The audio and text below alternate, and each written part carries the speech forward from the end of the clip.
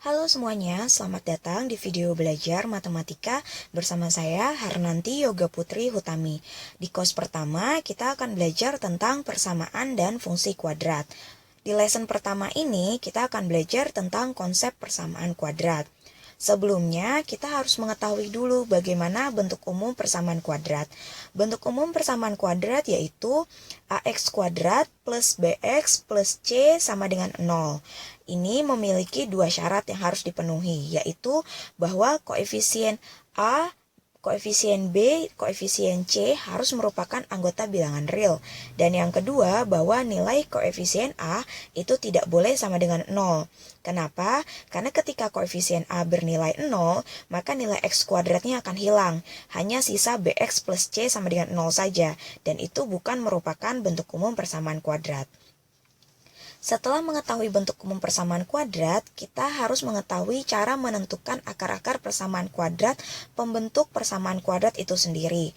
Ada 3 cara untuk menentukan akar-akar persamaan kuadrat. Yang pertama dengan cara memfaktorkan. Cara memfaktorkan, kemudian kita akan mendapatkan nilai X1 dan X2 yang jika kita masukkan ke dalam persamaan ini akan memperoleh nilai persamaan kuadrat sesuai dengan bentuk umum di atas. Gimana sih cara memfaktorkannya? Yang pertama yaitu kita harus mencari faktor kali nilai yang menghasilkan koefisien A dan C, yaitu berapa dikali berapa yang hasilnya sama dengan nilai koefisien A dikali dengan koefisien C. Yang kedua, kita uji kembali hasil kali faktor tersebut yang jika dijumlahkan menghasilkan nilai koefisien B. Jadi berapa ditambah berapa yang ketika dikali itu sama dengan koefisien A dikali koefisien C, dan jika dijumlahkan menghasilkan nilai koefisien B. Kita masuk ke contoh soalnya ya. Yang pertama, carilah akar-akar persamaan kuadrat dari X kuadrat ditambah 12X ditambah 32 sama dengan 0. Kita lakukan langkah yang pertama, yaitu kita cari faktor pengali untuk koefisien A dikali koefisien C yang juga menghasilkan nilai penjumlahan menghasilkan nilai B. Dari persamaan tersebut kita dapatkan nilai koefisien A yaitu 1, koefisien B yaitu 12, dan C-nya adalah 32. Untuk menghasilkan penjumlahan B yaitu 12X, kita dapatkan 4X tambah 8X. Bisa juga kita cari misalnya 1X tambah 12X, atau berapapun yang tapi ketika kita kalikan hasilnya harus sama dengan 1 dikali 32 sama dengan 32. Nah, kita cari faktor pengalinya A dikali C yaitu 1 kali 32 yaitu 32. Dan jumlahnya adalah 12. Kemudian kita dapatkan beberapa kemungkinan. Misalnya yang pertama 1 dikali 32. Ketika dikalikan hasilnya 32. Kemudian atau 4 kali 8 yang juga ketika dikalikan hasilnya 32. Kemudian kita punya 16 kali 2 yang ketika dikalikan juga hasilnya 32. Tapi yang mana yang benar? Nah, yang benar itu ketika kita cari yang hasil jumlahnya adalah 12. Dari sini kita bisa dapat 4 kali 8. Yaitu 4 kali 8 sama dengan 32 dan 4 tambah 8 sama dengan 12. Nah, maka selanjutnya kita sederhanakan menjadi X tambah 4 dikali dengan X tambah 8 sama dengan 0. Ini memenuhi koefisien X tambah 4 harus sama dengan 0 dan X tambah 8 harus sama dengan 0. Dari sini kita dapatkan X1-nya adalah negatif 4 dan X2-nya adalah negatif 8. Kita harus mengecek kembali apakah nilai X1 dan X2 ini sudah memenuhi persamaan kuadrat. Nah, cara membentuk persamaan kuadrat jika diketahui nilai akar-akarnya bisa kita cari dengan menggunakan persamaan yang pertama ini, yaitu X dikurang X1 dikali dengan X dikurang X2 sama dengan 0. Kita masukkan X1 dan X2-nya yaitu negatif 4 dan negatif 8. Misalnya, kita lakukan perhitungan seperti ini. X kuadrat dikurang hasil penjumlahannya negatif 4 tambah negatif 8 dikali X itu sama ditambah negatif 4 dikali negatif 8 hasilnya harus sama dengan X kuadrat tambah 12X tambah 32. Ternyata setelah kita hitung hasilnya benar, maka nilai X1 negatif 4 dan X2 negatif 8 adalah akar-akar persamaan kuadrat yang memenuhi persamaan kuadrat tersebut. Nah, dari sini kita bisa tahu cara membentuk persamaan kuadrat yang diketahui akar-akarnya. Yang pertama, seperti yang sudah saya sebutkan tadi, yaitu kita masukkan akar-akar X1 dan X2 ke persamaan yang pertama ini. Dari sini kita bisa otak-atik lagi nih, ketika masing-masing kita kalikan dan kita jumlahkan. Kita dapatkan X dikali X, kemudian X dikali X, kemudian kita jumlahkan negatif X1 dikali X ditambah dengan X dikali negatif X2, kemudian hasilnya adalah seperti ini, berarti dikurang X1 tambah X2 dikali X, kemudian negatif X dikali negatif X2, hasilnya adalah seperti ini.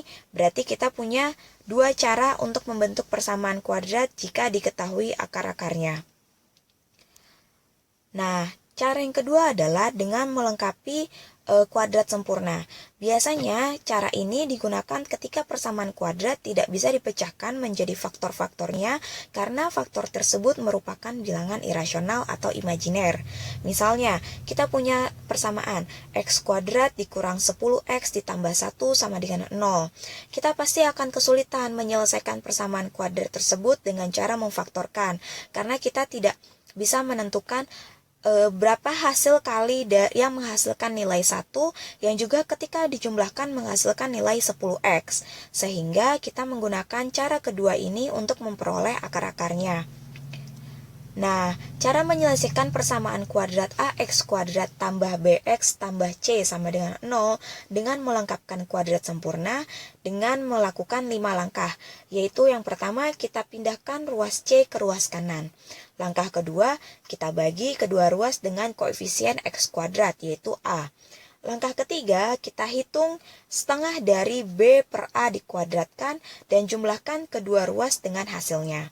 Langkah keempat, kita faktorkan ruas kanan sebagai kuadrat binomial, kemudian kita sederhanakan ruas kanan tersebut. Kemudian langkah terakhir, kita selesaikan dengan menggunakan sifat akar kuadrat dari suatu persamaan. Kita masuk ke contoh soal ya. Kita punya soal, selesaikan persamaan kuadrat X kuadrat dikurang 6X ditambah 13 sama dengan 0. Kemudian kita lakukan langkah yang pertama, kita pindahkan C ke ruas kanan, sehingga yang tadinya persamaannya seperti ini, kita pindahkan C-nya ke ruas kanan, sehingga didapatkan X kuadrat dikurang 6X sama dengan negatif 13. Setelah itu, langkah kedua, kita bagi kedua ruas dengan koefisien X kuadrat, yaitu A. Dari persamaan yang awal ini, kita tahu bahwa koefisien A itu bernilai 1, sehingga berapapun angkanya dibagi sama dengan 1, hasilnya adalah tetap angka itu sendiri. Kita masuk ke langkah yang ketiga. Kita hitung setengah dikali dengan B per A kita kuadratkan dan jumlahkan kedua ruas dengan hasilnya. Seperti ini.